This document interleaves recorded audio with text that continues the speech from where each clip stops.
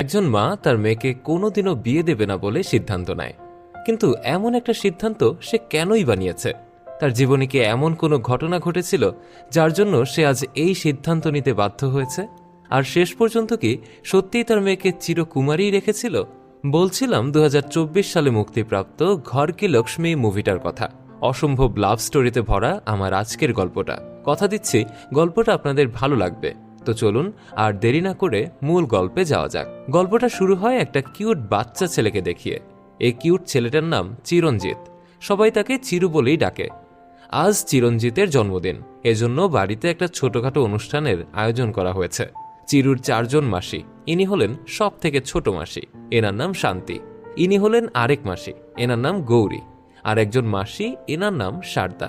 ইনি হলেন একজন গুরুত্বপূর্ণ মাসি, এনার নাম পদ্মা। আর এই যে মা দুর্গার মতো যাকে দেখছেন, ইনি হলেন চিরুর গর্ভধারিণী